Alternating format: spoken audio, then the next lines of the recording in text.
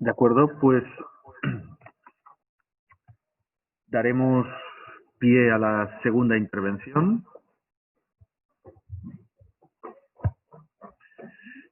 Creo que hay un eco, ¿no? ¿Sí? Bueno, daremos pie a la segunda mesa en la que haremos varias intervenciones. La segunda mesa está dedicada a las ciudades refugio en Europa y América Latina. Para esta mesa tenemos tres ponentes. Estas tres ponentes son la doctora Caterina Fratea, profesora asociada de Derecho Europeo en la Universidad de Verona, en Italia, la doctora Sofía Pinto Oliveira, profesora de Derecho también en la Universidad de Minho, en Portugal, y la doctora Laura Madrid Santorello, de la Universidad Federal de Río Grande, de Brasil. Permítanme simplemente agradecerles a todas y a todos continuar con nosotros en estas jornadas. Voy a hacer una pequeña semblanza introductoria de cada una de las ponentes antes de darles la palabra para situar a los oyentes y a los asistentes aquí en la Universidad de Huelva. La doctora Fratea, Caterina Fratea, es profesora titular de Derecho de la Unión Europea en la Universidad de Verona. Como hemos dicho, es miembro del cuerpo docente de la Escuela de Especialización para Profesiones Jurídicas. Fue nombrada por el Parlamento Europeo como experta jurídica para la prestación de servicios de expertos externos en el ámbito del derecho de la Unión.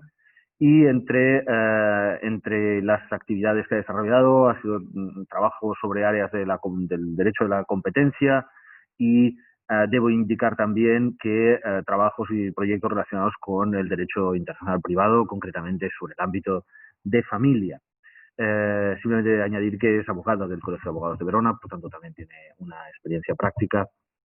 Y sin ir más allá, le doy la palabra y le agradezco tanto su intervención ahora como habernos remitido un breve paper que es sumamente interesante y que en breve distribuiremos entre los asistentes a estas jornadas. Tiene usted la palabra, doctora Fratea. Muchas gracias.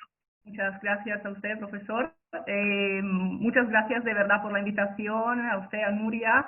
Claro que me habría encantado estar ahí en presencia, pero claro que no ha sido posible. Por lo tanto, un saludo muy fuerte desde Italia de forma virtual y esperamos tener la ocasión de conocernos personalmente muy pronto.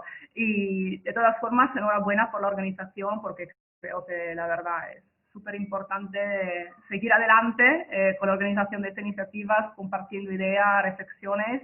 No es nada fácil, pero la verdad enhorabuena quien lo hace como vosotros, porque es demasiado importante. Y también disculpáis por el idioma, que claramente está bastante oxidado, porque no viajando no tenemos oportunidad de practicar el idioma español, y por lo tanto pido disculpas por los muchos errores que iré cometiendo, la verdad.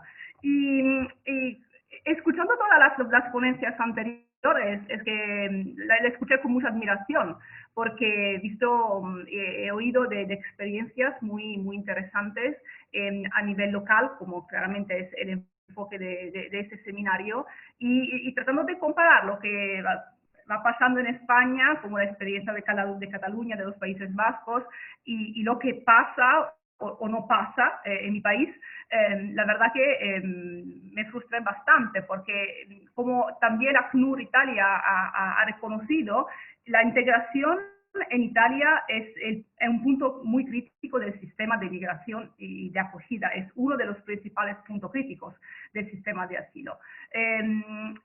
También se puede, digamos, tener una razones que justifiquen esto, porque claramente, como se sabe, Italia es un país en primera línea en la acogida de migrantes en los últimos años, con las crisis migratorias que hemos tenido en varias veces, en varias olas, digamos. Italia es el país en la Unión que ha tenido que claramente acoger el mayor número de migrantes, y por lo tanto, como los recursos económicos siempre juegan un papel decisivo, todos los recursos que están siendo empleados en la acogida no pueden ser empleados en la integración. Por lo tanto, tenemos esta paradoja muy grave, según la cual tenemos un número muy alto, un número muy importante de migrantes, refugiados, solicitantes de asilo, y por otra parte no tenemos los recursos, o puede ser también la intención política de promover una verdadera integración.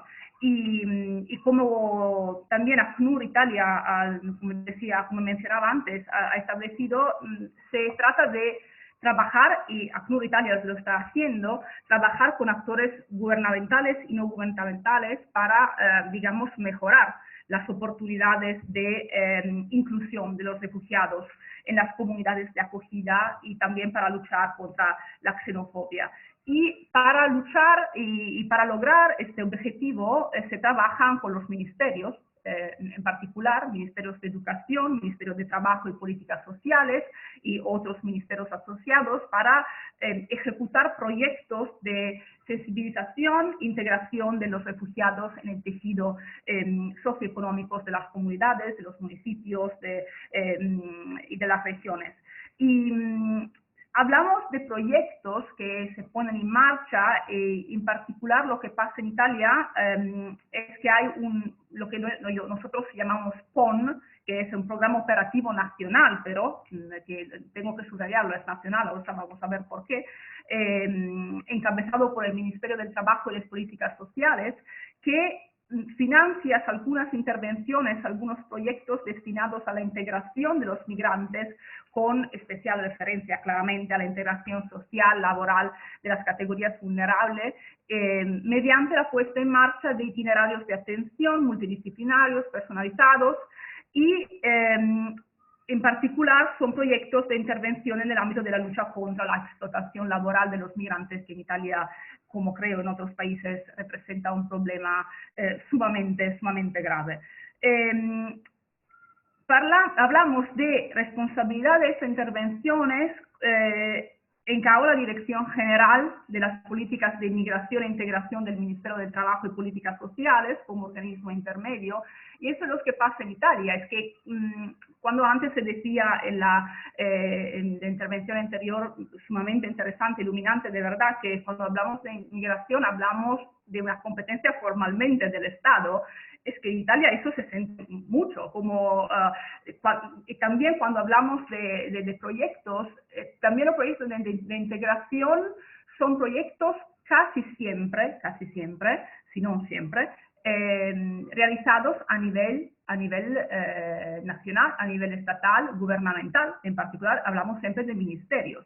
Claro, son proyectos que también pueden tener recaídas sobre el tejido local. Vamos a financiar proyectos en las comunidades, en los municipios, pero con recursos europeos o nacionales a través de fondos europeos, en particular el Fondo Social Europeo.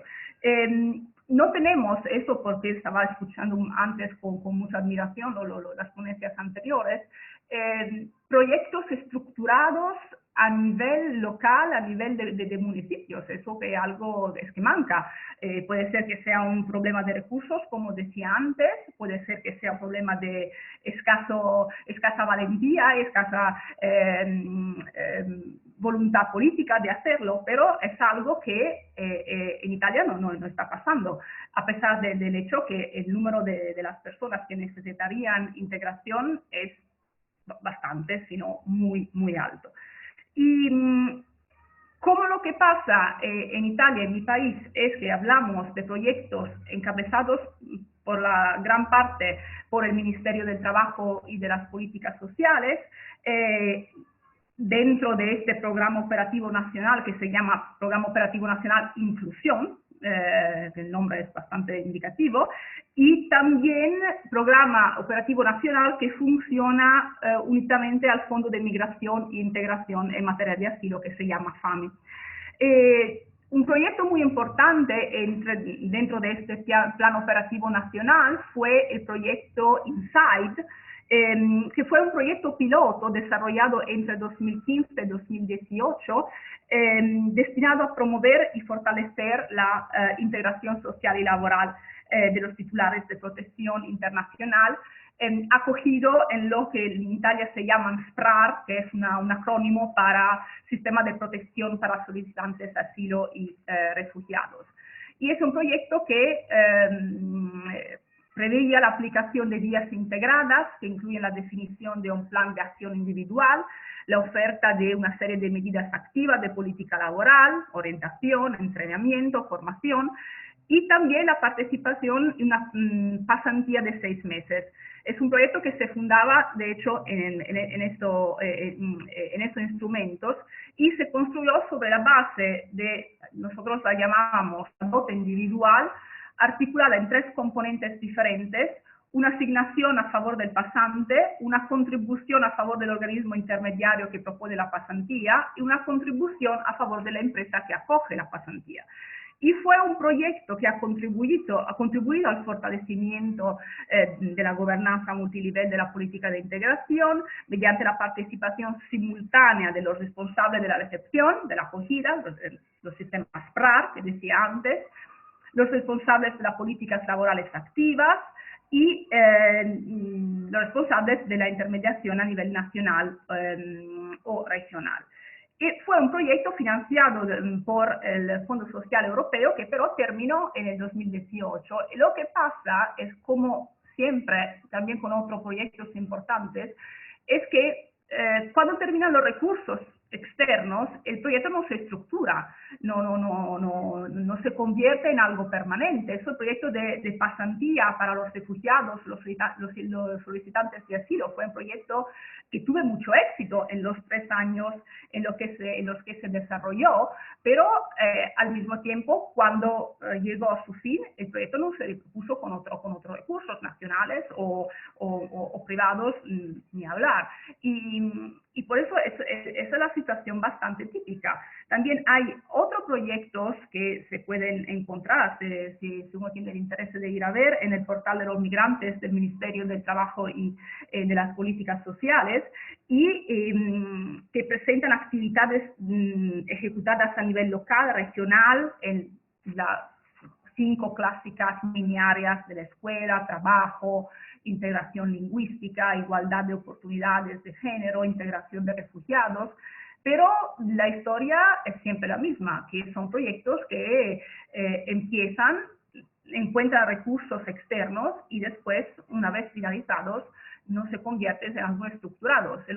Claramente eso hace imposible que se alcance una verdadera integración de las personas que más, como personas vulnerables, más la necesitan. Y por lo tanto, como decía antes, cuando escuchaba de programas que en vez tienen una cierta estructura permanente, me llamaba muchísimo la atención, porque creo que en un sistema también europeo, de gestión europea del asilo, también la gestión o no tanto la gestión, pero como, digamos, los ejemplos que vienen de otros países, tendría como España, en este caso, tendrían que ser muy respetados. También países como Italia tendrían que tenerlos en cuenta. Y otra cosa que me ha pasado cuando recibí la invitación de Nuria para este seminario, es que, hablando de ciudades refugio en Italia, es lo que se refiere el papel que os mandé, es que en Italia, cuando se habla de ciudades de refugio, decía, nos referimos a algo muy específico, a una situación muy típica, que no es necesariamente, porque no los tenemos, como he apenas dicho, no es necesariamente el crear a nivel local programas en ciertos municipios de acogida y verdadera integración en el lugar donde esas personas van a vivir para los migrantes. Pero nosotros nos referimos a algo que es muy específico, como decía, y es la protección de los defensores de los derechos humanos.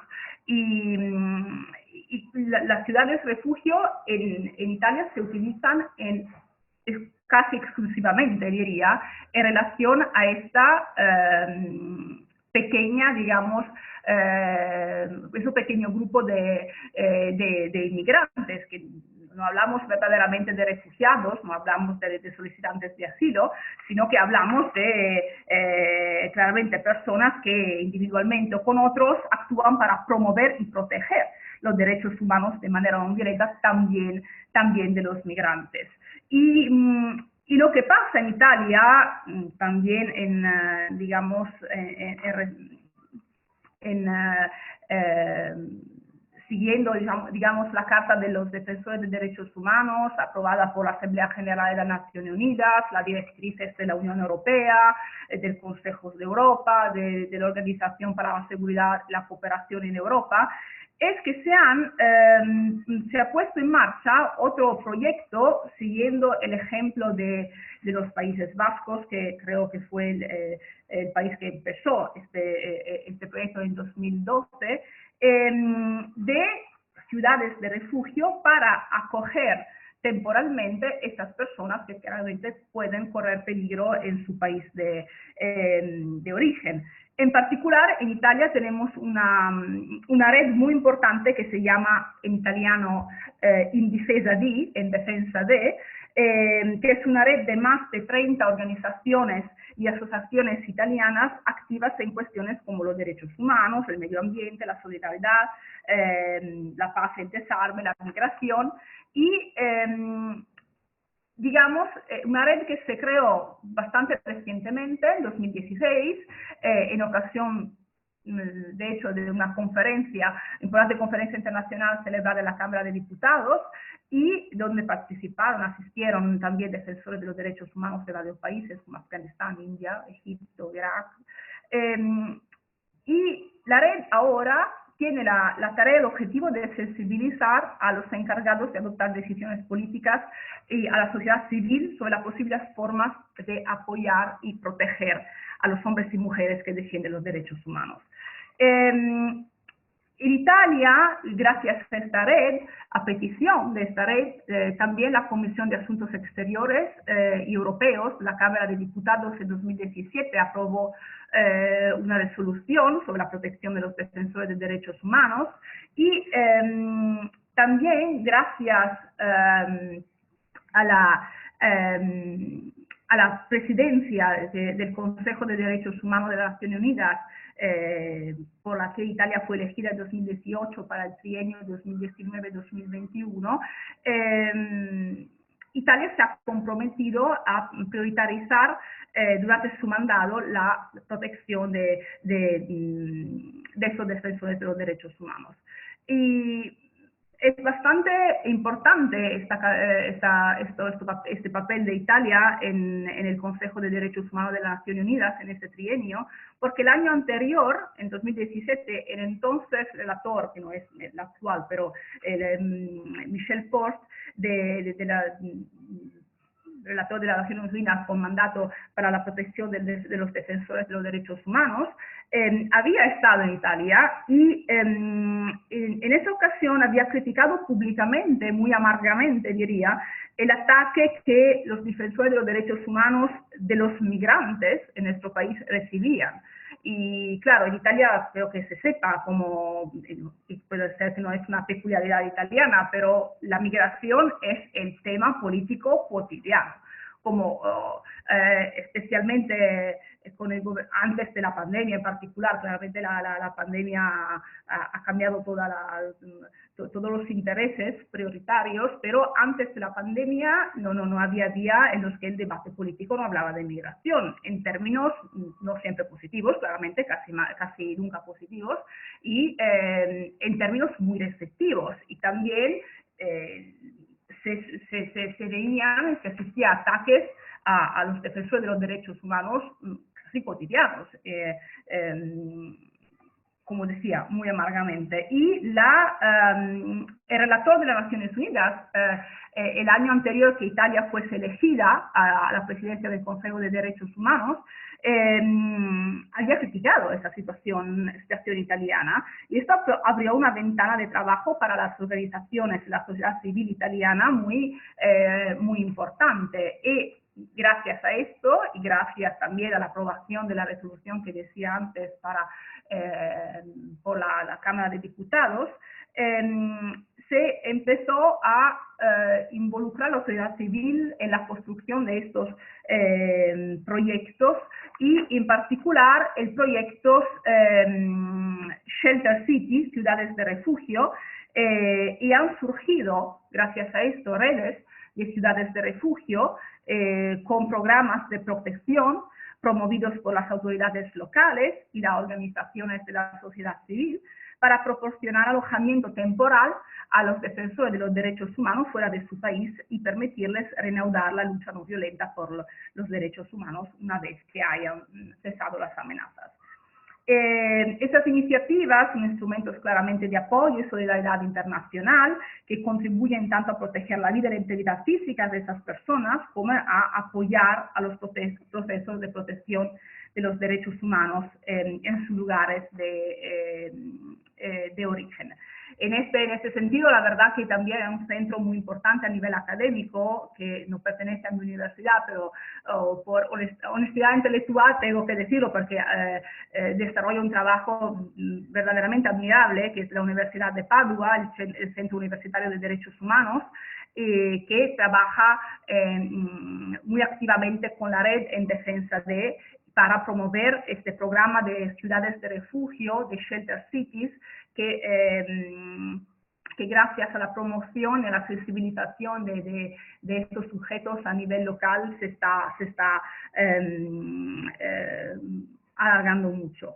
Y digamos que lo que pasa ahora, que hay unos municipios, ayuntamientos, municipios, en particular la provincia de Trento, de Padua, de Turín, han sido las primeras 3 ciudades que han empezado a poner en marcha estos programas de ciudades de refugio para la protección de los defensores y las defensoras de los derechos humanos, junto a municipios más pequeños que, tengo que decir la verdad, todos son localizados en la región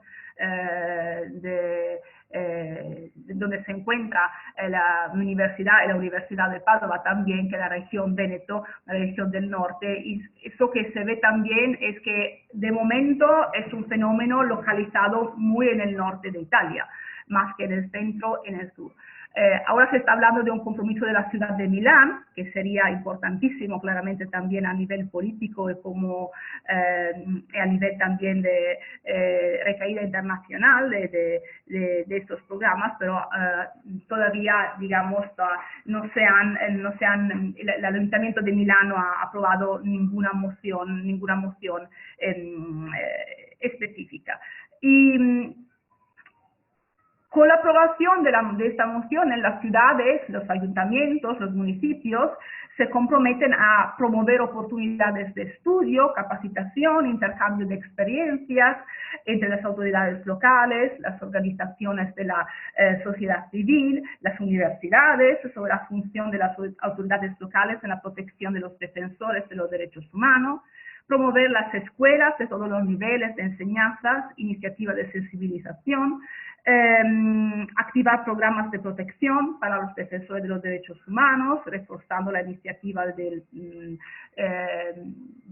general del cuerpo diplomático italiano también en el extranjero, en aplicación de las directrices de la Unión Europea y de la Organización por la Seguridad y la Cooperación en Europa, y proporcionar también programas de formación.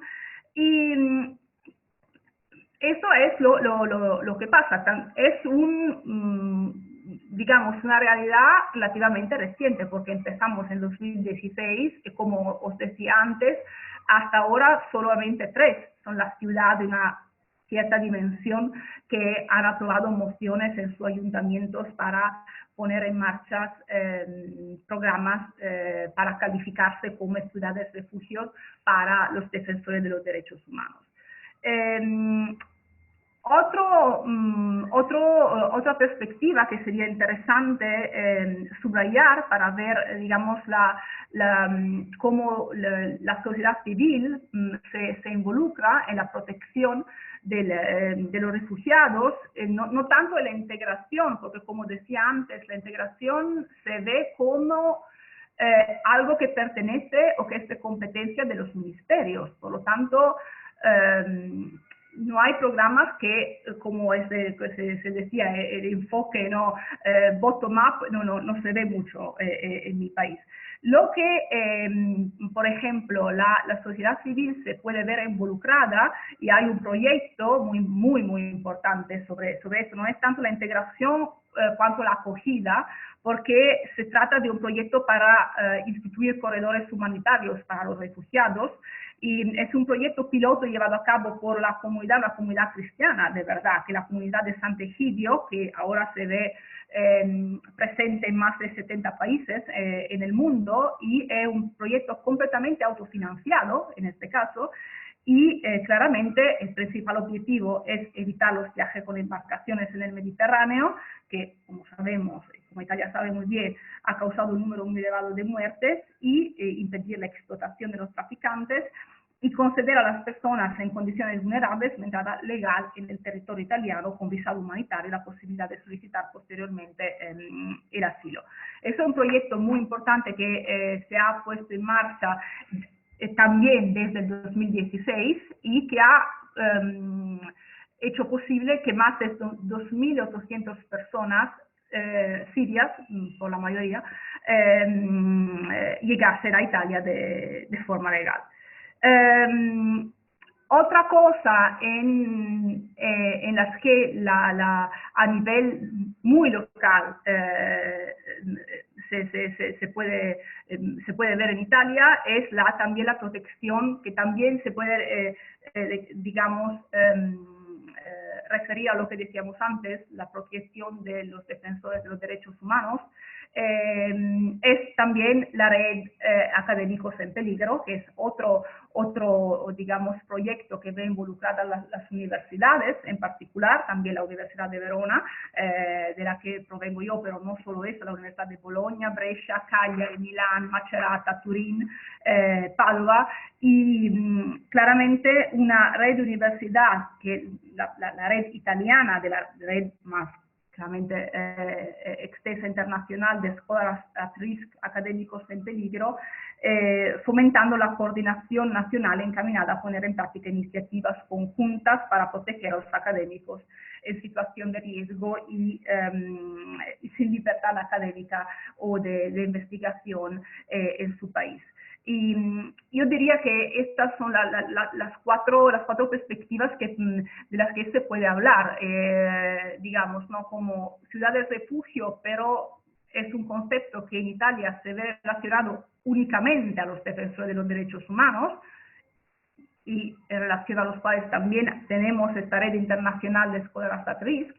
Cuando hablamos de desplazados, refugiados, solicitantes de asilo, tenemos proyectos de integración, pero a nivel nacional, o recaídas a nivel local, pero son proyectos nacionales, y que la verdad tienen el problema que después de la fin de la financiación no se ven estructurados y no se ven presentados de formas estables, y también la experiencia de los corredores humanitarios, que pero claramente se separan a la acogida. Después permanece el problema de la integración, que de verdad ahora, como decía al inicio de mi ponencia, es el verdadero punto crítico del sistema de inmigración en mi país.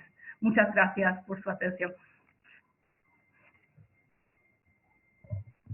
Muchas gracias, doctora Fratea.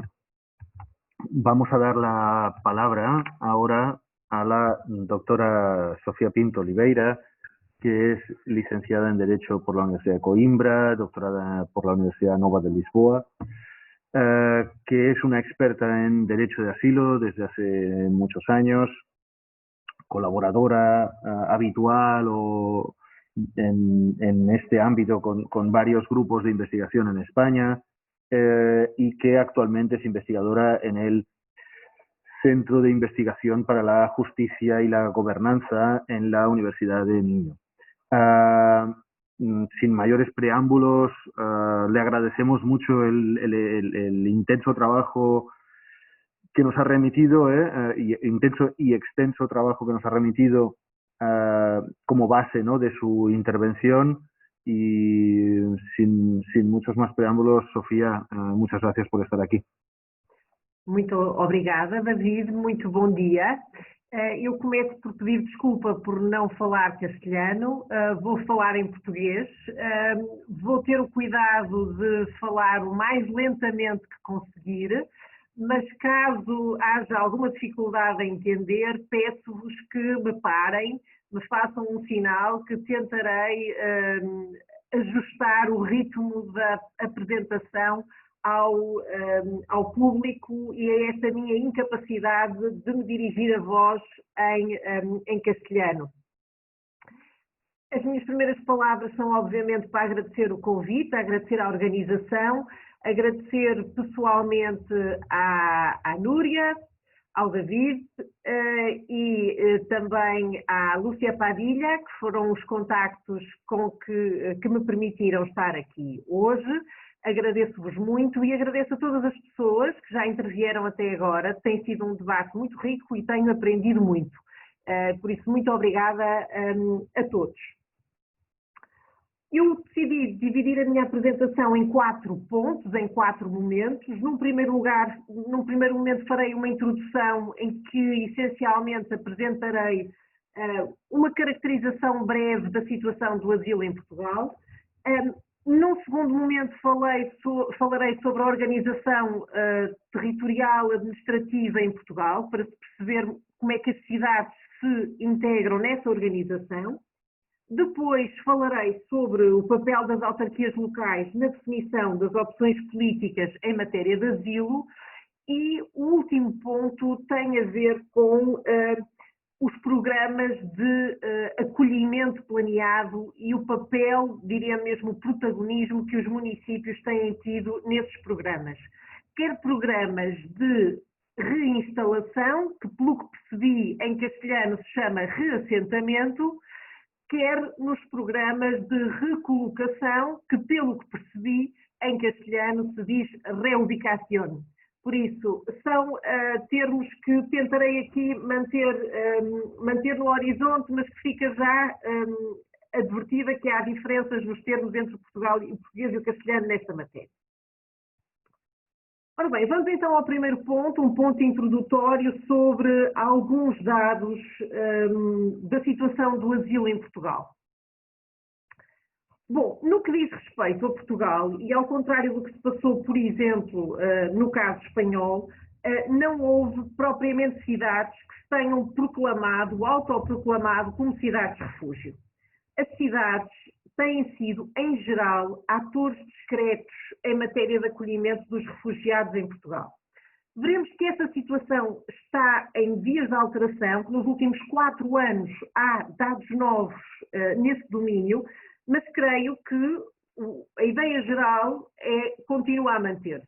As cidades, os municípios são atores discretos do acolhimento de refugiados em Portugal. Isso tem também a ver com a circunstância de, em Portugal, o tema do asilo, enquanto tema que suscita interesse e atenção política e imediata, ser um tema muito recente. Do ponto de vista mediático, claramente, o tema nasceu em 2015, no verão de 2015. Até aí, o tema não existia. Portugal tinha no quadro europeu um número de pedidos extremamente baixo e surpreendentemente constante.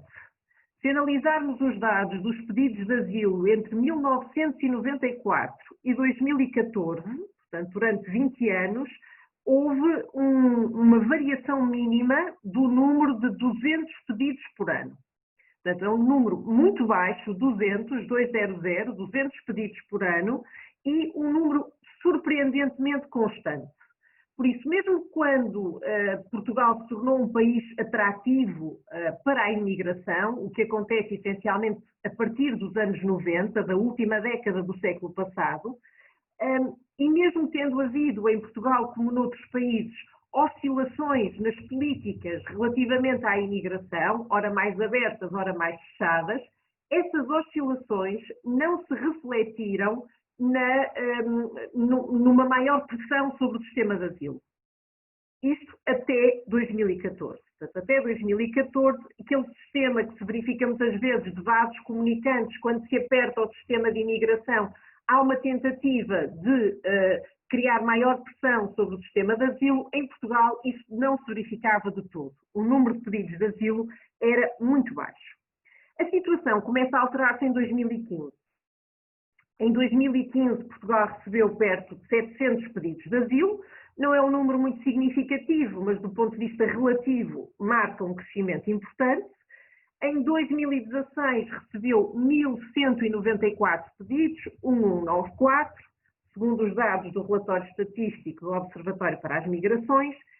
Em 2018, recebeu 2.136 pedidos e em 2019, um pouco menos, 1.820 deste ano. Para este ano ainda não temos dados, embora tudo indique que haja uma redução significativa do número dos pedidos, como creio que todos estão conscientes de que isso acontecerá um pouco por todo lado, e já há informações nesse sentido do ponto de vista dos organismos europeus que têm publicado algumas estatísticas.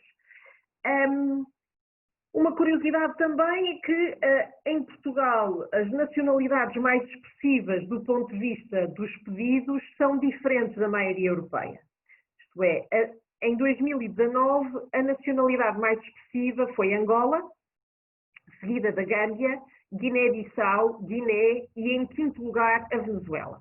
Portanto, há aqui um perfil do requerente de asilo que não se coaduna com aquele que é o perfil comum da maior parte dos países europeus. À semelhança de Espanha, também não há em Portugal números exatos quanto à quantidade das pessoas que residem em Portugal com estatuto de refugiada ou de proteção subsidiária. Portanto, não se percebe muito bem porquê, mas não há disponibilidade desses dados.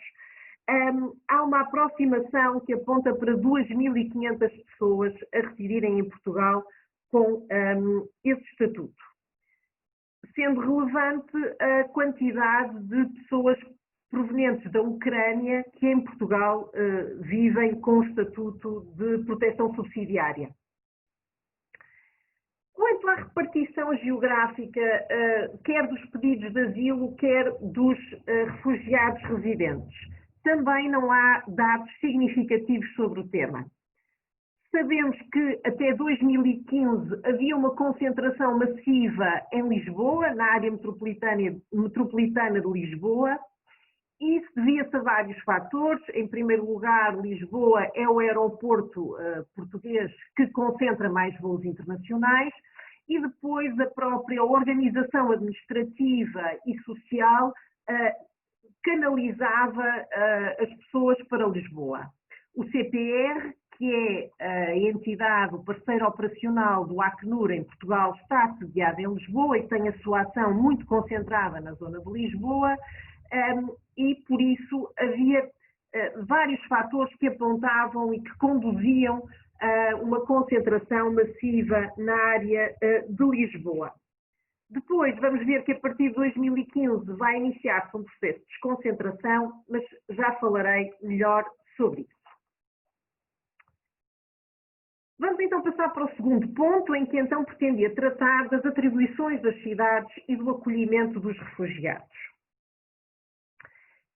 Em primeiro lugar, isto era um aspecto que eu acho que é importante chamar a atenção, nós em Portugal, no continente, em Portugal continental, não temos regiões. Portanto, o país não está regionalizado. Portugal é um Estado unitário, isso creio que todos sabem que não é um Estado federal, é um Estado unitário, e também não é um Estado regionalizado. O que significa que ao nível da administração infraestadual, entre o Estado Central e a autarquia não há uma estrutura intermédia democraticamente legitimada. Há serviços desconcentrados do Estado, mas não há uma estrutura intermédia. Ou seja, ao nível subestadual da administração pública, nós temos os municípios, que creio que em Espanha se chamam os ayuntamientos. Portugal tem 308 municípios, 308 municípios. E só tem as duas regiões autónomas que correspondem às regiões insulares, a região autónoma dos Açores e a região autónoma da Madeira. No continente, em Portugal continental, entre a administração estadual e as autarquias, não há uma estrutura intermédia democraticamente legitimada. O que significa que o Estado dialoga diretamente com os municípios. Portugal aderiu e ratificou a Carta Europeia da Autonomia Local do Conselho da Europa, o que significa que, nos termos dessa Carta, as atribuições das autarquias locais são aquelas que são fixadas por Constituição ou por lei, sendo que as autarquias têm liberdade de iniciativa relativamente a qualquer questão que não seja excluída da sua competência ou atribuída a uma outra autoridade. A lei portuguesa que define as atribuições das autarquias locais, a Lei 75 de 2013, que contém o regime jurídico das autarquias locais, define as atribuições das autarquias locais por duas vias. Em primeiro lugar, prevê uma cláusula geral, nos termos da qual constituem atribuições do município a promoção e salvaguarda dos interesses próprios das respectivas populações. Esta é a cláusula geral, uma cláusula aberta, que permite aos municípios ir tão longe quanto a salvaguarda dos interesses das respectivas populações lhes permita ir. Depois, tem, num segundo momento, um conjunto de atribuições especificadas na lei, entre as quais se encontram 5 que me parecem particularmente relevantes. Educação, ensino e formação profissional, tempos livres e desporto, saúde, ação social e habitação. Portanto, entre as competências especificadas dos municípios estão estas 5. Quanto ao papel geral das autarquias locais na definição das opções políticas em matéria de asilo, aquilo que já referi é que os municípios, e retira-se daquilo que disse logo no início, que os municípios têm sido atores muito discretos e ausentes na determinação das políticas públicas em matéria de asilo, apesar de, na Carta Europeia da Autonomia Local, no artigo 4º, número 6, se diz que as autarquias locais devem ser consultadas durante o processo de planificação e decisão relativamente a todas as questões que diretamente lhes interessem, não houve nenhum passo no sentido de chamar às autarquias à definição das políticas públicas em matéria de asilo, nem das políticas públicas em matéria de imigração. Portanto, são atores ausentes. Há algumas iniciativas pontuais, nomeadamente também no quadro do Conselho da Europa, as Intercultural Cities, em que alguns municípios portugueses aderiram a esta rede de cidades interculturais, mas isso não significa nada de concreto do ponto de vista da questão dos refugiados. Em matéria de integração, e que essencialmente voltada para a integração de imigrantes, que é uma matéria que tem maior tradição na discussão política em Portugal, uma vez que já nos consideramos um país de imigração, um Estado de imigração há cerca de 30 anos. No que diz respeito à integração de imigrantes, houve até 2010 uma sucessão de planos nacionais de integração de imigrantes e em 2010 começou a incentivar-se a criação de planos locais para a integração dos migrantes. Ou seja, no reconhecimento e retirando consequências, da afirmação de que a integração é um assunto local, há um incentivo à possibilidade de que cada município desenvolva o seu plano municipal para a integração dos migrantes. Ainda são uma minoria os municípios que têm planos locais de integração de imigrantes, mas lentamente eles vão surgindo, isto é, os municípios vão definindo as suas próprias políticas em matéria de imigração.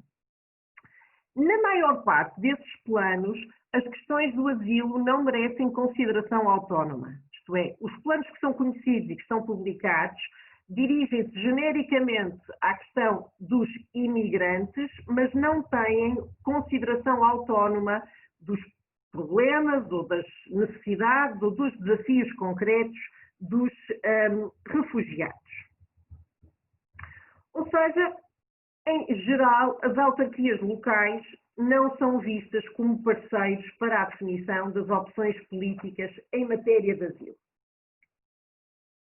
Se isto é verdade, em geral, há uma circunstância mais recente que contrasta um bocadinho com estas afirmações que acabo de dizer, que tem a ver com os programas de acolhimento planeado, que desde 2015, 2016 têm sido muito incentivados por parte da União Europeia e tem-se revelado uma necessidade por parte dos Estados da União Europeia e nos quais Portugal tem participado de modo mais ativo e de modo mais significativo, sendo neste momento a proteção internacional do Estado português muito concentrada nesses mecanismos de reassentamento e de reubicação e menos no tratamento dos pedidos espontâneos de asilo, que continuam a ser em número muito baixo. E porquê é que estes programas de reinstalação, de alguma maneira, são diferentes? Bom, em primeiro lugar, eu vou falar dos diversos planos em que Portugal se tem envolvido, para depois explicar o papel dos municípios nesses mesmos planos. Quanto aos programas de reinstalação ou de reassentamento, 3 tipos de programas diferentes. Em primeiro lugar, desde 2006, que Portugal participa num programa de reinstalação ou de reassentamento. Um programa muito reduzido do ponto de vista do seu impacto numérico, um programa nos termos do qual Portugal se propunha a acolher 30 refugiados reinstalados por ano, e um programa que decorria numa parceria entre o Acnur e o Conselho Português para os Refugiados, portanto, o seu parceiro operacional em Portugal. Este programa de reinstalação, de alguma maneira, foi preparando o país para aquilo que foram os desafios que vieram a surgir mais tarde. O primeiro, o desafio da reinstalação colocado pela Declaração UE-Turquia, a Declaração de 2016, Declaração UE-Turquia, e estou aqui a ter cuidado com as palavras para respeitar integralmente o enquadramento que lhe foi dado pelo Tribunal de Justiça da União Europeia, portanto não foi um acordo, foi uma declaração conjunta entre os chefes de Estado e Governo da União Europeia e a Turquia, e essa declaração deu origem a um programa de reinstalação no qual Portugal participou, tendo recebido 142 pessoas para fins de reinstalação ou de reassentamento entre junho de 2016 e dezembro de 2017. Mais tarde, Portugal também participou no programa de reinstalação previsto no quadro da União Europeia, por proposta da Comissão Europeia, o programa de reinstalação conhecido aqui pelo esquema 50.000, porque havia esse propósito, essa ambição de que a União Europeia promovesse a reinstalação de 50.000 pessoas, e ao abrigo desse programa, até ao ano passado, Portugal tinha recebido 409 pessoas, 409. Ou seja, são estes três vias de programas de reinstalação, de reassentamento, nos quais Portugal tem um papel ativo. Por outro lado, Portugal assumiu também um papel ativo nos processos de recolocação de requerentes de asilo. Quer naqueles processos que se iniciaram em 2015 na sequência de decisões da União Europeia que previam os mecanismos de recolocação a partir de Itália e da Grécia, quer, por outro lado, Portugal tem recebido também requerentes de asilo por acordo com as autoridades italianas e maltesas, no contexto de procedimentos ad hoc de recolocação de pessoas que se encontravam a bordo de navios humanitários. Portanto, em todos estes programas, Portugal participou, já recolocou 1.550 pessoas, reubicou 1.550 pessoas ao abrigo das decisões da União Europeia. Não temos números quanto aos programas ad hoc de recolocação de pessoas que se encontravam a bordo de navios humanitários.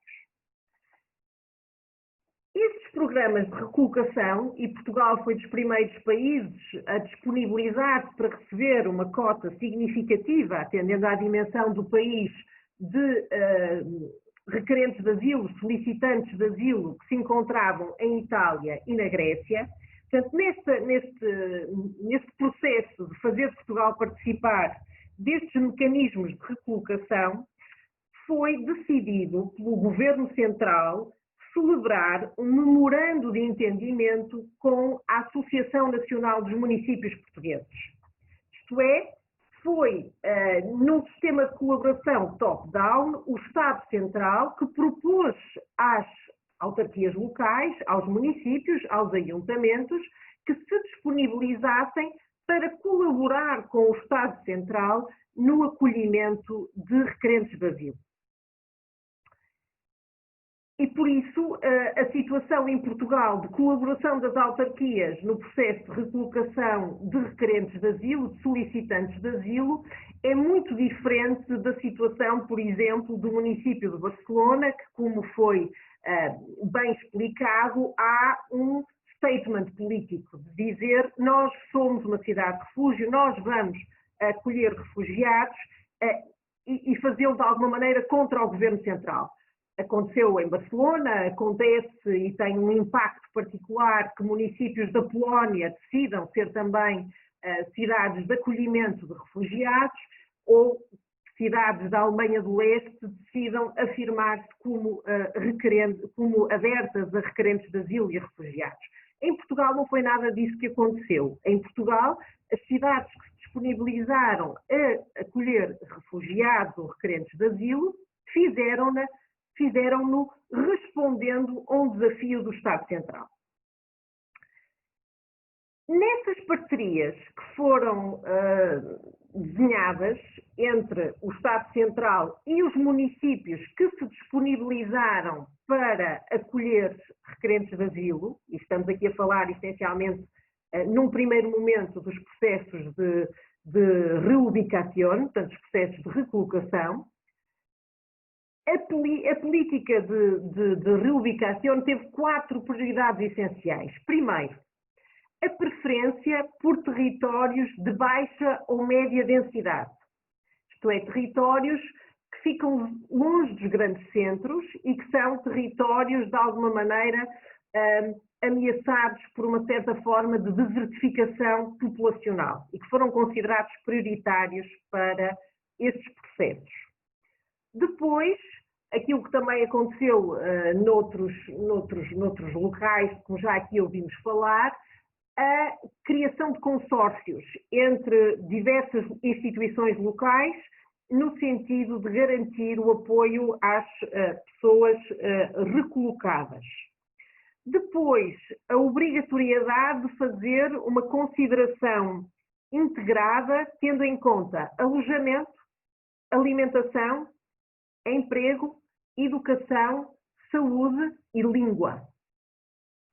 Por fim, a ideia comum a todos estes processos, que é promoção da autonomia, isto é, o êxito destes programas de recolocação é a autonomia das famílias e que sabemos que em muitos casos não é alcançada, mas que é o grande objetivo. Na sequência destes processos, destes programas de recolocação e da adesão dos municípios ao apelo que foi feito pelo Estado Central, alguns municípios criaram, ao lado dos planos de integração dos migrantes, planos específicos para o acolhimento dos refugiados. Aconteceu em Lisboa e aconteceu em Sintra.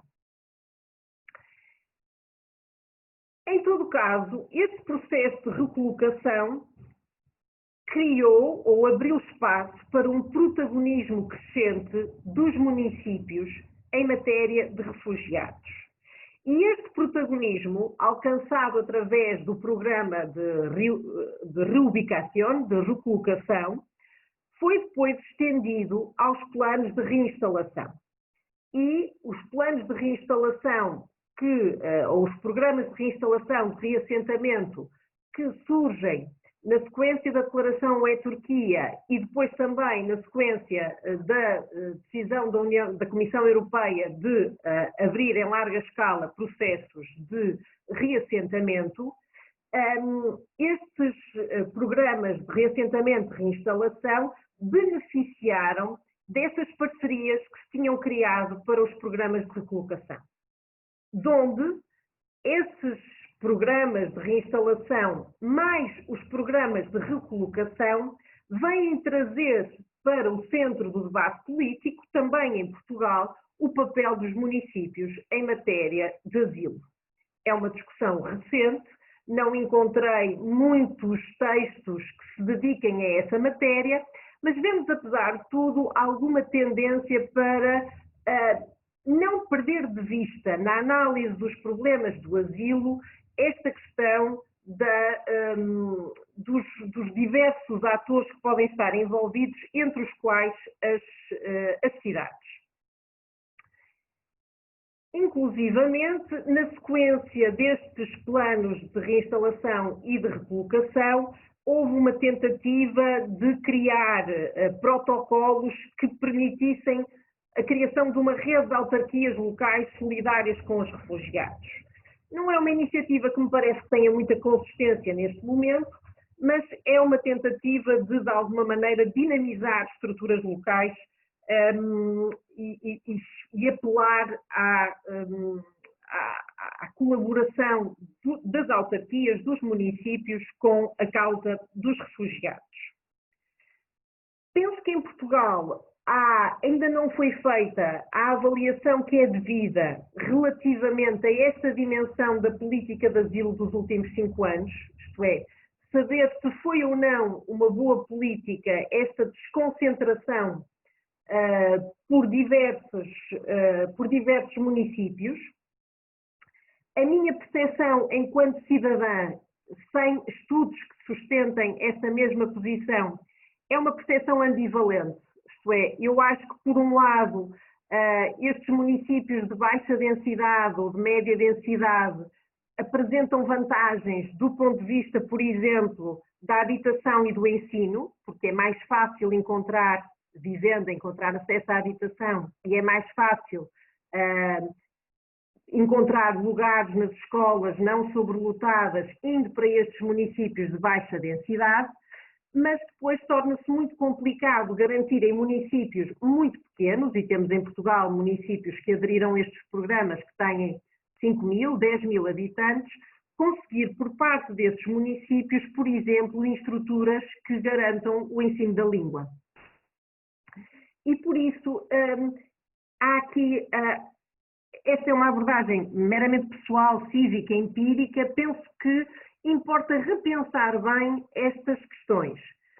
E numa análise aqui já não empírica, se formos, por exemplo, ver alguns indicadores, como os movimentos secundários dos requerentes de asilo recolocados e dos refugiados reinstalados, vemos que as taxas mais elevadas de movimentos secundários acontecem em municípios de reduzida dimensão: Coimbra, Guimarães, Setúbal.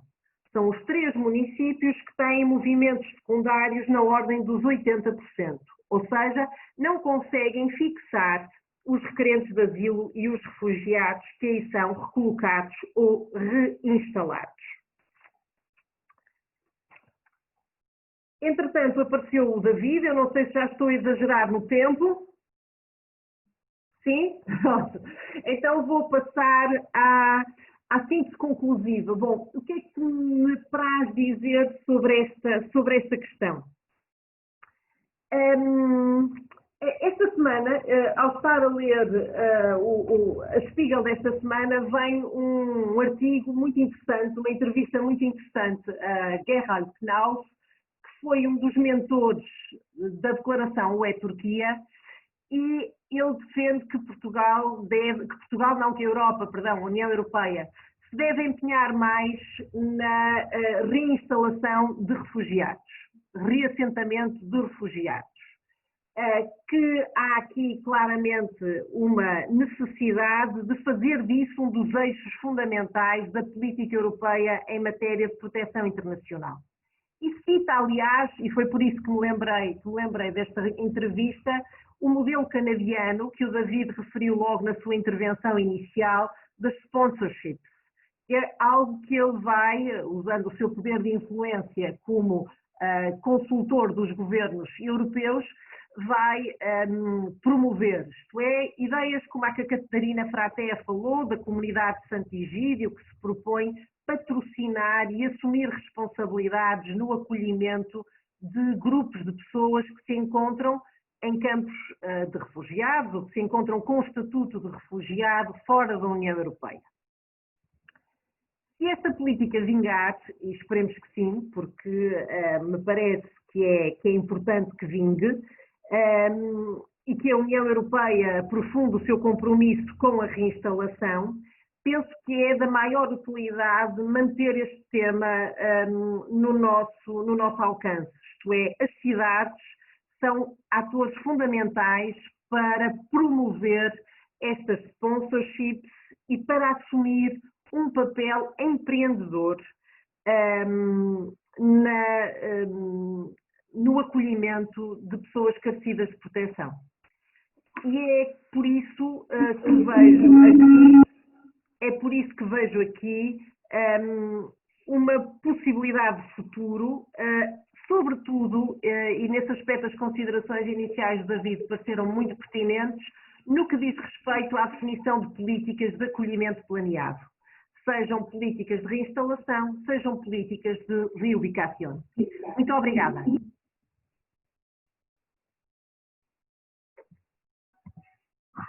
Obrigado. Thank you very much. Muchas gracias, Sofía, perdón.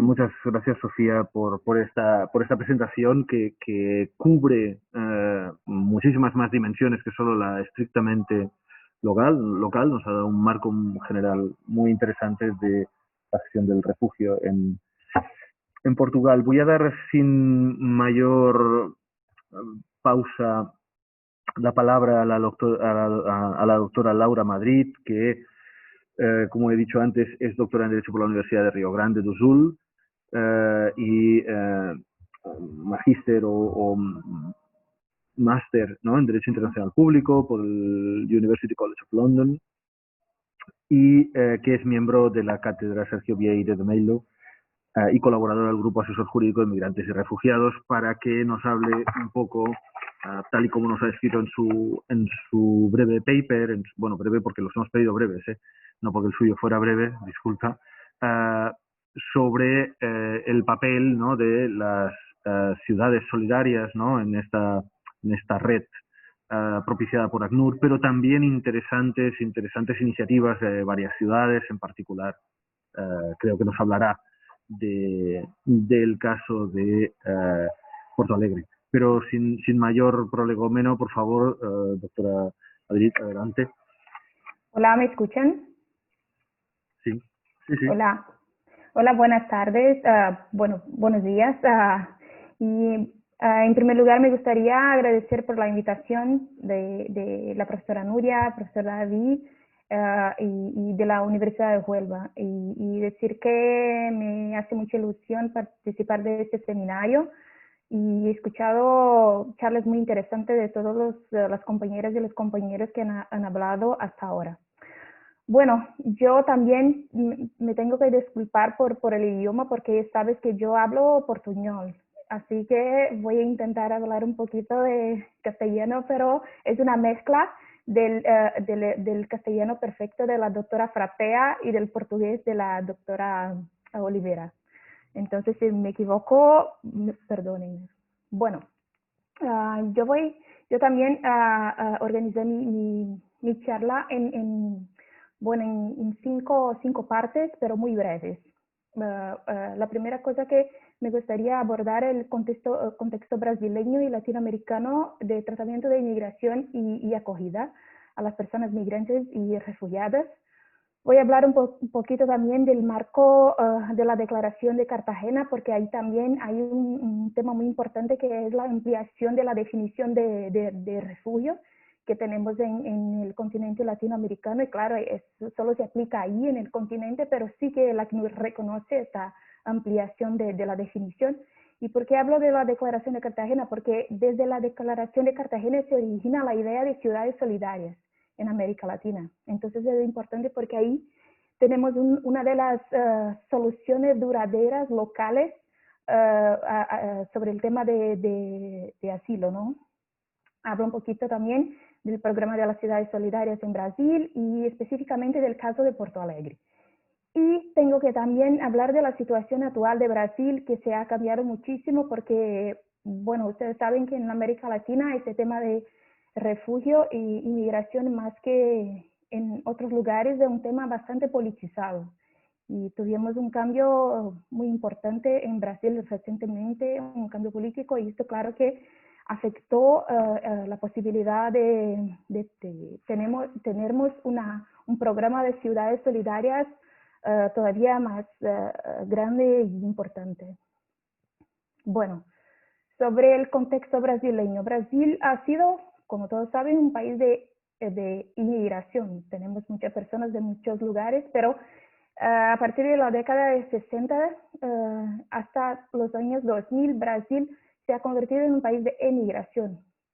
Claro, por el tema de la dictadura y por las crisis económicas y políticas, nosotros nos hemos convertido en un país de emigración. Así que no teníamos necesidad de tener un sistema de protección a las personas refugiadas, porque también tenemos un sistema interamericano de asilo que es diferente de la protección internacional que se otorga por la Convención de 1951. Así que teníamos ese sistema de asilo y solo esto.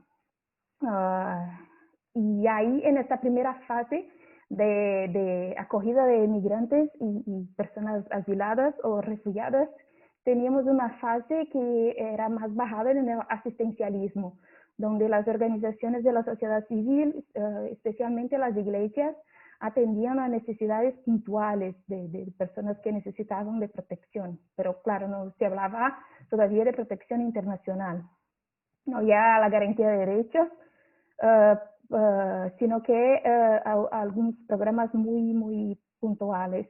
Nosotros teníamos la verdad es que hasta 2017 teníamos la ley de extranjería, que era una ley muy basada en la teoría de la seguridad nacional, de la visión de que el inmigrante, el extranjero, era un enemigo y una amenaza a nuestro mercado de trabajo y a nuestra seguridad. Esta ley fue revogada en 2017 y solo en 1997 nosotros adoptamos la ley de refugio, nuestra ley de asilo. Así que tenemos esta fase como inicial de acogida muy basada en el asistencialismo de las organizaciones de la iglesia. Entonces tenemos, claro, la Cáritas, los jesuitas, los escalabrianos, y el trabajo no era un trabajo muy articulado porque, claro, las organizaciones trabajaban más en estos casos puntuales. Bueno, un poquito antes, como les hablé, tuvimos la adopción en el continente latinoamericano de la Declaración de Cartagena. La Declaración de Cartagena es una declaración, un instrumento de soft law, como no vinculante en el derecho internacional, pero muy importante en nuestro continente. Y esta declaración entonces brindó a los países una definición de refugio más amplia do que la que tenemos en la Convención de 51. Entonces, en nuestro continente, las personas refugiadas son las personas, claro, protegidas por la Convención de 51, pero también las personas que han huido de sus países porque su vida, seguridad o libertad han sido amenazadas por la violencia generalizada, la agresión extranjera, los conflictos internos, la violación masiva de los derechos humanos y otras circunstancias que hayan perturbado gravemente el orden público. Y claro, les hablé que esta no es una definición vinculante, pero más de 15 países en América Latina han internalizado en sus leyes de asilo, de refugio, la definición ampliada. Y Brasil también ha hecho esto, por esto hoy en Brasil nosotros podemos reconocer a las personas de Venezuela como refugiados. Y esto también es visto como una buena práctica por parte del ACNUR. Entonces está claro que ACNUR reconoce que en América Latina la definición ampliada de refugio es bastante importante e interesante. Bueno, la Declaración de Cartagena también trae un sistema de actualizaciones recurrentes, es decir, a cada 10 años los países se reúnen nuevamente para tratar de la declaración y actualizar sus recomendaciones. Y esto es muy importante porque tuvimos en 1994 la Declaración de San José, en 2004 la Declaración y el Plan de Acción de México, y en 2014 la Declaración y el Plan de Acción de Brasil, que son las actualizaciones cada 10 años que hacemos en la Declaración de Cartagena, que fue adoptada en 1984. En esta Declaración y Plan de Acción de México de 2004, los países y el ACNUR, muy claro, incentivados y ayudados y influenciados por el ACNUR, propusieron soluciones duraderas locales o regionales que se podrían ser implementadas en el continente latinoamericano. La primera fue reasentamiento solidario, y nosotros en Porto Alegre también tenemos este programa de reasentamiento solidario. La verdad es que en Brasil la primera ciudad a adoptar el programa de reasentamiento solidario fue Porto Alegre. Tenemos también como solución duradera las fronteras solidarias, que tratan de corredores humanitarios para que las personas puedan como migrar con seguridad. Y por fin el programa de ciudades solidarias que fue también previsto en el Plan de Acción de México. Este programa de las ciudades solidarias trata de una normativa, una estrategia en verdad que se implementó en la región y avanzó significativamente en la construcción de alianzas con gobiernos locales y o municipales para incorporar a los refugiados en programas sociales, municipales, nacionales y promover de este modo la integración local. Así que se pretendía con el programa de ciudades solidarias que las ciudades, los municipios, se involucrasen directamente en el dibujo y la implementación de programas de integración para personas refugiadas, porque este es un programa que se origina de un instrumento del ACNUR, que después, claro, en Porto Alegre nosotros ampliamos también para las personas migrantes, porque como en otros países, nosotros tenemos una población que es más grande de personas migrantes do que de personas refugiadas, así que claro que teníamos que incluir a estas personas en programas de integración. Y luego, pero la influencia y el apoyo de la ACNUR fue siempre muy importante en la implementación de estos programas. Bueno, tenemos también en el Plan de Acción de México algunos aspectos relevantes que los países identificaron como retos y potencialidades del programa de las ciudades solidarias en Latinoamérica. El primero fue que nosotros necesitábamos para implementar estos programas voluntad política. Voluntad política, bueno, en el caso de Brasil, la voluntad política en el nivel federal es muy importante porque nosotros somos una federación, pero con poderes muy centralizados en el ejecutivo federal. Así que esto cuando cambia en Brasil, toda la atención a las personas migrantes y refugiadas se queda un poco difícil porque es el ente federal que tiene las competencias para tratar de este tema.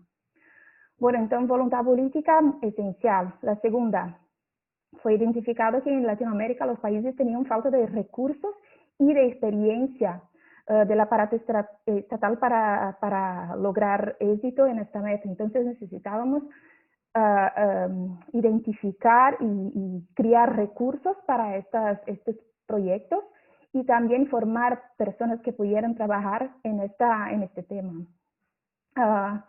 Fue muy importante también que los países reconocieron el labor y la experiencia de la sociedad civil, porque claro, las personas que siempre han acogido a las personas migrantes y refugiadas en Latinoamérica antes de que nosotros creáramos esta normativa, fue la sociedad civil. Entonces, estas personas tenían una experiencia importante en este tema. También, cuarto, la necesidad de plantear estrategias adecuadas con la realidad de los países de refugio en América Latina y también de intercambiar las buenas prácticas, porque son países que tienen realidades muy específicas. Por esto, por ejemplo, tuvimos que ampliar la definición de refugio en Latinoamérica, porque la definición de la Convención de 51 nos parecía un poco estrecha para que pudiéramos proteger a nuestras migrantes y refugiados en Latinoamérica. Y por último, la necesidad de contar con cooperación técnica y financiera internacional, porque nuevamente Latinoamérica, bueno, los países tienen problemas muy importantes socioeconómicos, así que para nosotros era muy importante contar con un apoyo internacional, de financiación internacional, no solo de ACNUR, sino que de otras instituciones internacionales. Bueno, entonces, con base en estos aspectos relevantes, fueron establecidas unas metas. Y la primera fue de propiciar la generación de fuentes de empleo para que las personas pudieran estar como independizadas del Estado, establecer mecanismos de rápida entrega de documentos, simplificación de los trámites de validación, el reconocimiento de certificados y diplomas. Esto ha sido muy importante en Brasil, porque muchas personas que llegan tienen sus estudios en su país de origen y no podían trabajar en su área, su campo. Y esto fue muy importante. Y en tercer lugar, contemplar mecanismos de participación de la sociedad civil organizada, del ACNUR en elaboración, ejecución, seguimiento y mejora de los proyectos de integración. Entonces, el Plan de Acción de México entendió que iba a ser importante celebrar y reconocer el trabajo de la sociedad civil y la experiencia de la sociedad civil en esos países en el tratamiento de las cuestiones relativas a inmigración y el asilo. Bueno, ¿cómo hacemos esto? ¿Cómo dividimos no las competencias? Porque las competencias, bueno, están centralizadas en el Ejecutivo Federal, pero tenemos unas competencias mixtas o mezcladas en términos de sanidad, educación y asistencia social con los municipios. Pero teníamos que como dividir las funciones, los servicios que íbamos a prestar a estas poblaciones en los diversos actores que estaban interactuando en la acogida de las personas migrantes y refugiadas en Brasil y en específico en Porto Alegre.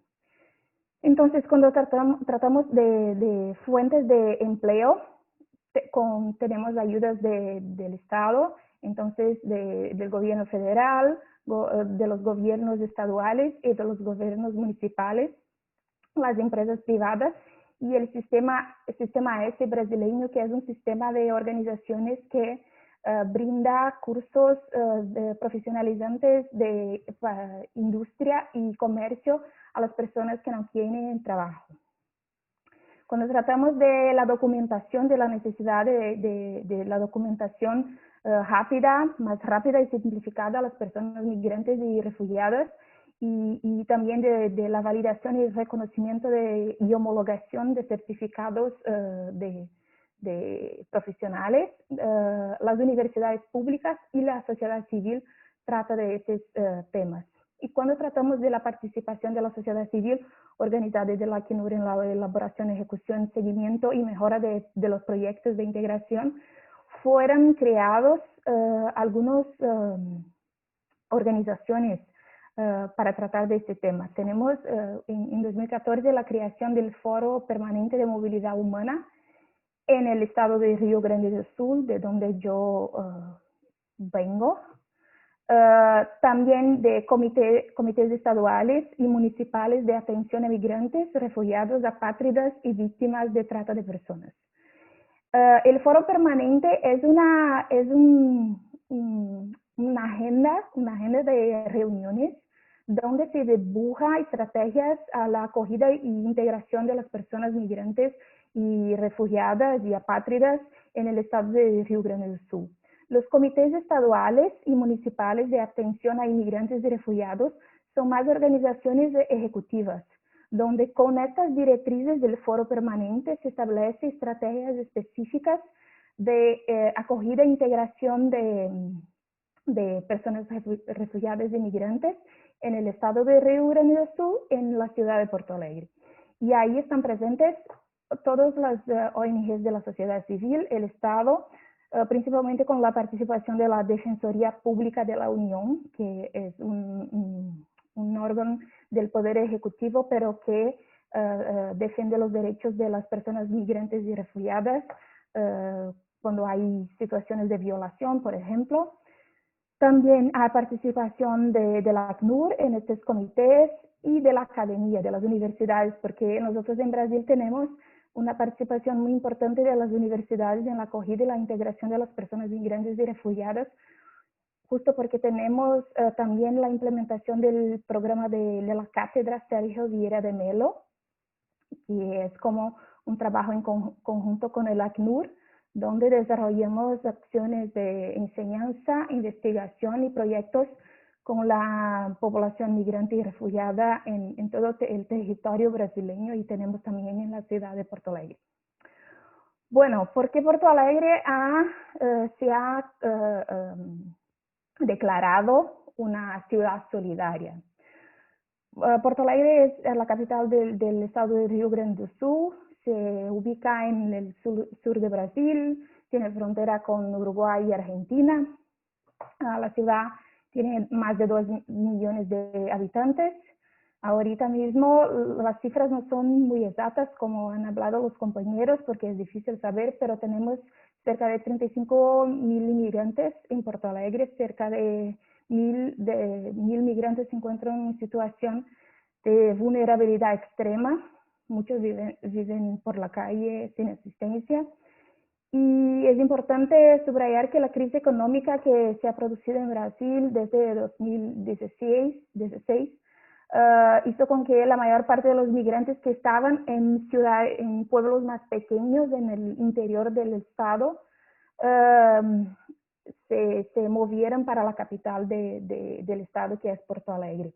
Porto Alegre también es una ciudad muy reconocida por la implementación en la década de 80 del presupuesto participativo. Es una ciudad con una cultura bastante participativa en términos de gobernanza municipal, y nosotros también fuimos la primera ciudad que acogimos al Foro Social Mundial, y entonces teníamos una cultura de democracia y participación incluso en la administración municipal.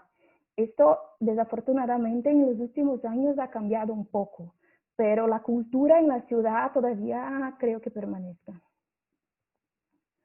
Bueno, así que pasamos para desde 2010, pasamos porque teníamos la fase de asistencialismo, después una fase transitoria, y desde 2010 una fase de institucionalización de las políticas de acogida a personas migrantes y refugiadas en la ciudad de Porto Alegre y en Brasil.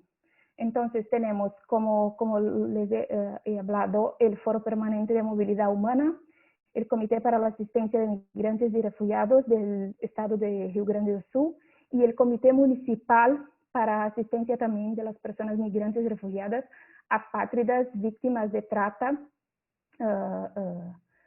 en la ciudad de Porto Alegre. ¿Y cómo hacemos el trabajo? Bueno, entendemos cuando empezamos a trabajar con estos temas que habían unas demandas muy muy urgentes.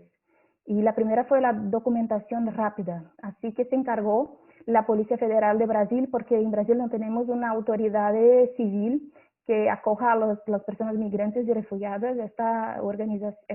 Este órgano es la Policía Federal, pero la Policía Federal no entendía mucho de derecho de asilo o de derecho, incluso de derecho de extranjería.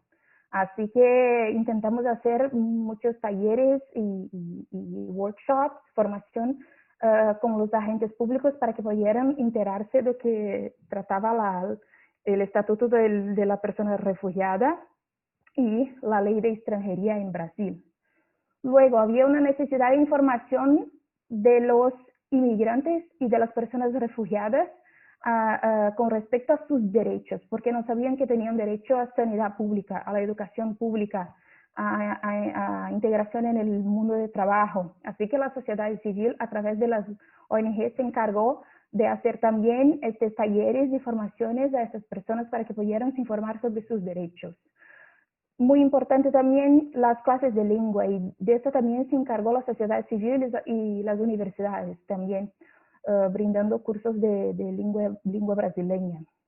La formación de agentes públicos nos encargamos nosotros, las universidades y la Defensoría Pública de la Unión. La inclusión en las políticas públicas disponibles a la ciudadanía brasileña, porque en Brasil teníamos un sistema de asistencia social muy robusto, muy importante, y esas personas migrantes y refugiados, a ellos necesitábamos incluirlas en estas políticas públicas, como, bueno, Bolsa Familia, que es nuestro programa de renta mínima, Minha Casa Minha Vida, que es un programa que busca ofrecer a precios muy baratos vivienda a las personas que no pueden comprar vivienda en el mercado en el mercado normal. También había la necesidad de integración por medio de trabajo, educación, y esto también las ONG se encargaron de hacer. Una de las principales necesidades que tenían los inmigrantes y refugiados en Porto Alegre era la creación de un centro de acogida, porque no teníamos un centro de acogida. Esto se formalizó un acuerdo entre el gobierno federal, el gobierno estadual y el gobierno municipal de Porto Alegre en el ámbito de los comités de asistencia a las personas refugiadas y migrantes. Y este convenio se firmó en 2016, pero luego tuvimos el proceso, bueno, muy controverso de impeachment de la presidenta Dilma, y este convenio se colapsó porque hubo un cambio ideológico y político, claro, en el ámbito federal, y esto fue, bueno, afectó mucho a nuestros proyectos de programas. Y el más importante fue el cambio de legislación que tuvimos en 2017, pero este cambio comenzó en 2013. En 2013, porque como les he hablado, teníamos una legislación de extranjería muy autoritaria de la época de la dictadura, y a través de la participación de los mismos migrantes y refugiados en audiencias públicas, ellos pudieron decir lo que querían de la nueva ley de migraciones brasileñas. Este proceso se dio con más de 200 audiencias públicas en todo Brasil. Nosotros tuvimos 2 en Porto Alegre, una estadual y una municipal, donde las personas migrantes y refugiadas pudieran decir lo que esperaban de la ley de migraciones, incluso, bueno, redigir como artículos y todo lo que les interesaba en términos de tratamiento de migraciones y refugio en Brasil. Esto fue muy importante. Y para terminar, entonces, yo paso a lo que llamo ahora, lo que tenemos desde 2016, que es la fase de abandono. Bueno, este cambio político e ideológico que ha ocurrido en Brasil hizo de nuestro país un sitio un poco, bueno, difícil para las personas migrantes y refugiadas. Nosotros tenemos una migración muy importante de las personas de los nacionales de Haití y que ahora no pueden quedarse en Brasil. Pero lo más paradoxal que ocurre en Brasil es que nosotros somos el país que más reconocemos a los venezolanos como refugiados, porque utilizamos la definición ampliada de la Declaración de Cartagena, y para el CONARE, la CONARE de Brasil, los venezolanos son personas que salen de un país donde existe una grave y generalizada violación de derechos humanos. Y eso está bien, pero nos parece a nosotros que en Brasil hubo, con esta nueva administración federal, con el nuevo gobierno federal, la elección de lo que llamamos de refugiados ideales, porque se encuadran en el discurso político de Brasil, que está, bueno, en contra de lo que ocurre en Venezuela, claro, pero es un discurso que está muy politizado. Y la consecuencia de esto es que tenemos programas importantes de acogida e internalización de refugiados venezolanos, pero para los refugiados inmigrantes de otra nacionalidad no tenemos presupuesto, no tenemos ayudas financieras. Así que todo se queda muy difícil para las personas que no son venezolanas. Existe también una falta de diálogo y de acciones articuladas multinivel entre los entes de la federación, el ente federal, estadual y municipal. Claro, la falta de financiación de los proyectos desde que cambiamos también de gobierno, a una intención muy clara del Ministerio de la Justicia y de la Seguridad Pública de criminalizar a las personas migrantes, y con el tema de COVID tuvimos también ordenanzas que prevían deportación sumaria de estas personas, de muchas de las personas, y eso también es una característica de este gobierno. Así que todo se torna muy, muy difícil, pero la verdad es que no volvemos a lo que teníamos en la década de 90, porque lo que construimos en términos de articulación de trabajo entre la sociedad civil, la academia y la Defensoría Pública de la Unión, por ejemplo, fue muy importante para que ahora podamos desarrollar proyectos, aunque no tengamos la financiación, las ayudas del gobierno federal, por ejemplo, y tampoco del gobierno municipal, porque también es un gobierno de, bueno, casi como extrema derecha. Y nosotros entendemos ahora que la solución para solucionar esta falta de financiación es la posibilidad de utilización de financiación internacional por donantes privados o internacionales. Esto ahora nos puede, bueno, ayudar a seguir adelante. Y bueno, muchas gracias. Yo termino por aquí. Muchas gracias. Bueno, pues a partir de aquí vamos a abrir una ronda de preguntas. Creo que hay algunas ya introducidas vía chat. Entonces, quizá tú misma, si quieres plantearlo. Sí, sí.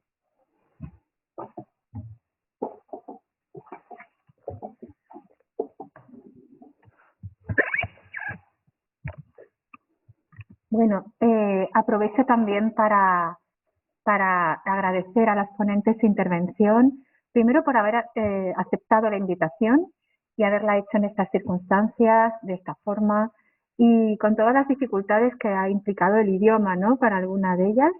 Así que todo mi agradecimiento. Esta es una muestra más de un trabajo que llevamos haciendo hace mucho tiempo, con algunas compartimos redes específicas, y valoro especialmente este encuentro porque creo que nos ayudará a afianzar esas redes que tenemos y afianzar ese trabajo conjunto entre nuestras academias y nuestros países, que espero que tenga más frutos en el futuro. En relación con las intervenciones, para nosotros era especialmente importante contar con vuestra visión, porque no se trataba solo de conocer una experiencia claramente local, sino que necesitábamos entender los diferentes conceptos de ciudad-refugio que se manejan en el mundo y cómo y las diferencias entre ciudades-refugio, ciudades-santuarios, ciudades solidarias. Por lo tanto, esta mesa trataba un poco de proporcionar esas claves, ¿no? Distinguir muy bien los conceptos, cuáles son las diferentes perspectivas y ver de qué manera se pueden extrapolar buenas prácticas, aunque sean proyectos diferentes o conceptos diferentes. Así que muchas gracias, porque creo que las tres habéis hecho una intervención muy clara y nos ha dado una visión general de lo que se está haciendo a este respecto en cada uno de los países. Tenemos una pregunta concreta para Caterina, y luego a mí me gustaría hacer otras preguntas para el resto de las ponentes. En el chat nos preguntan a Caterina qué soluciones puede haber al problema de los proyectos impulsados con fondos europeos que finalizan cuando acaba esa financiación y no tienen un mayor recorrido. Esto puede crear desamparo, se pierden los conocimientos adquiridos y es solo una cuestión de no disponer de recursos, es solo una cuestión económica, o hay algunas otras claves que tener en cuenta. Esta es una pregunta que se ha realizado en el chat y yo, por otro lado, me gustaría preguntar a Caterina, porque me ha gustado mucho su perspectiva de los proyectos de protección de los defensores de derechos humanos, esas ciudades refugio que protegen a defensores de derechos humanos, y me gustaría conocer, sé que lleváis muy poco recorrido, sé que es muy pocos años, pero me gustaría conocer si ya se han ido elaborando indicadores de lo que podemos entender y lo que no sobre shelter cities, sobre esas ciudades refugio que acogen a personas defensoras de derechos humanos. Me pregunto no solo por una evaluación, sino si se han ido creando indicadores de lo que se entiende por una shelter city.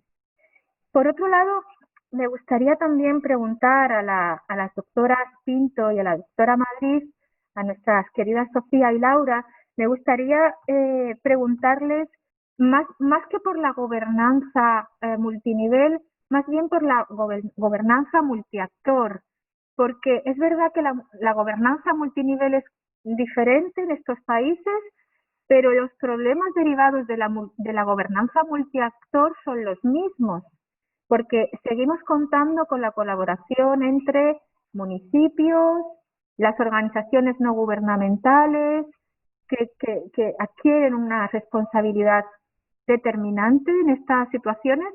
Y creo recordar que Sofía nos hablaba de que se habían creado unos determinados consorcios, pero me gustaría ver cómo valora ella, qué opinión tienes, Sofía, sobre estas estructuras locales y cómo han ido trabajando en ese diálogo tan necesario.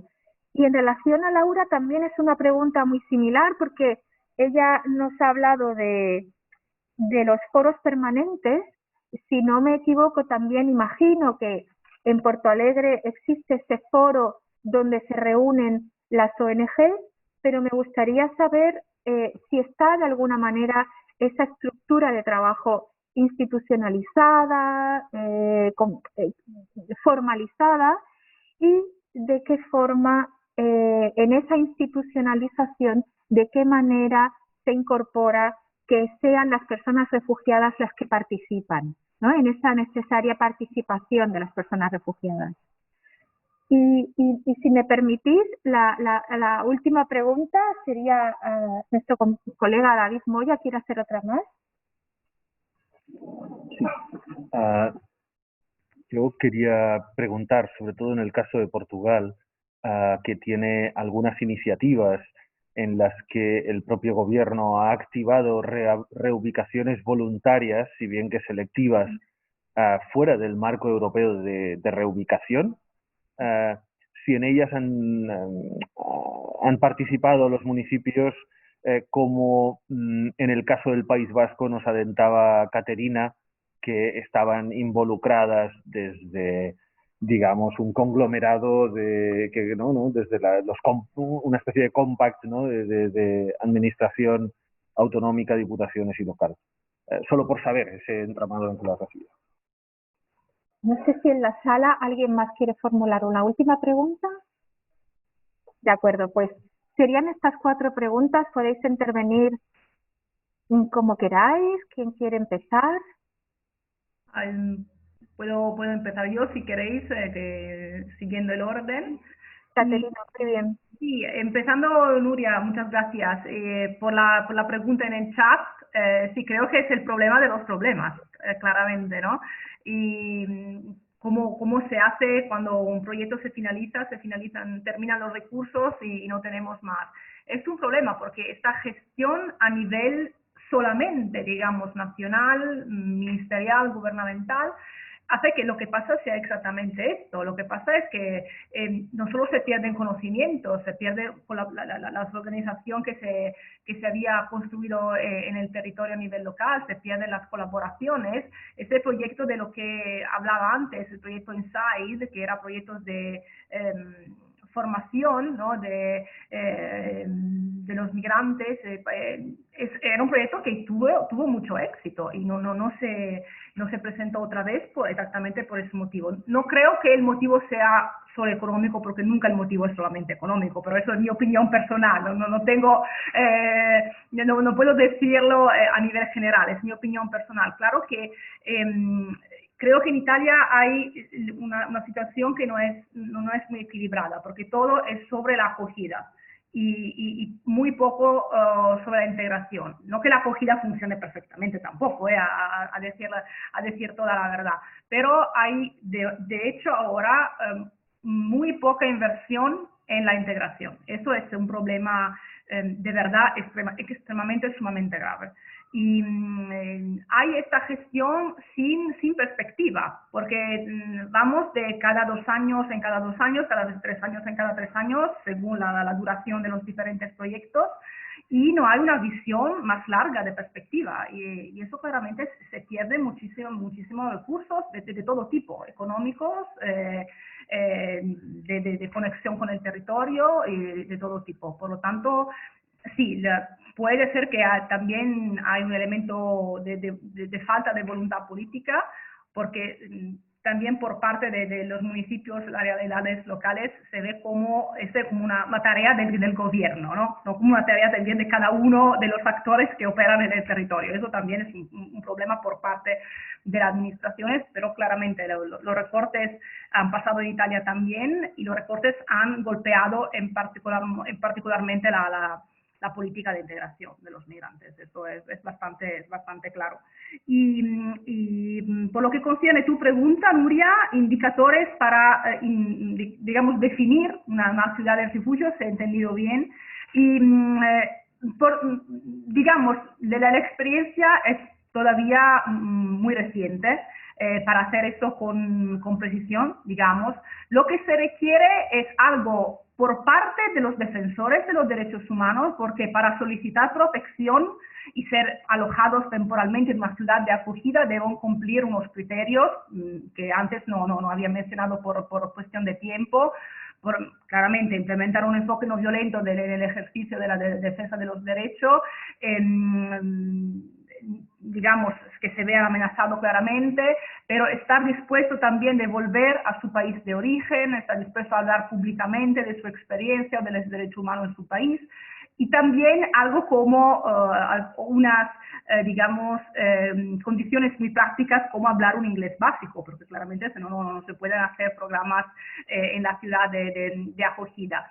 Y en general, por parte de las ciudades de acogida, ellas tienen que empeñarse a promover, como decía, oportunidades de estudios, intercambios de experiencias y promover escuelas, también, digamos, intentar activar programas con los estados desde que vienen los defensores, proporcionar también programas de apoyo, y hay más que indicadores, condiciones que se requieren, digamos, de momento. Pero claro, en Italia empezamos hace 4 años. La experiencia, por ejemplo, holandesa, que empezó años atrás, es bastante más más desarrollada, pero no creo que haya indicadores por no limitar demasiado también la posibilidad de aprobar mociones a nivel municipal sobre ciudades refugio, porque sería, cuando se ponen indicadores también se limita un poquito, ¿no? la posibilidad de entrar dentro de una definición. Y por lo tanto, en este caso también, al contrario, es necesario ampliar cuanto más posiblemente, ¿no? la posibilidad de aplicar para hacer una ciudad de refugio. Gracias. Muchas gracias, Irina. Si quieres continuar, Sofia. Sim, obrigada. Bom, eu agradeço muito as perguntas, mas as respostas que tenho para dar são de alguma maneira decepcionantes, porque em relação à avaliação das parcerias, aquilo que eu disse durante a intervenção sobre a avaliação do processo de desconcentração também é válido para as parcerias, isto é, não foi feito ainda nenhum estudo sistemático, independente e imparcial que avaliasse o modelo. E por isso eu fico apenas com a percepção cívica, como cidadã, do assunto. E essa percepção é que houve grandes variações. Houve sítios onde funcionou muito bem, houve sítios onde funcionou muito mal. Mas isso não nos permite tirar conclusões quanto ao modelo de desconcentração e das parcerias.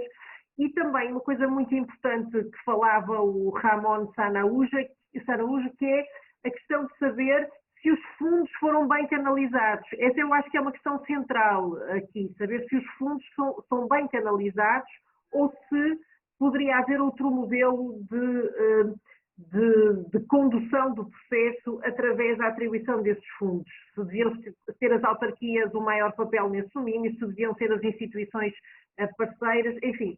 Tudo isso é matéria que eu acho que carece claramente de um aprofundamento que transcende também o domínio jurídico, quer dizer, que implica aqui o convocar outros conhecimentos.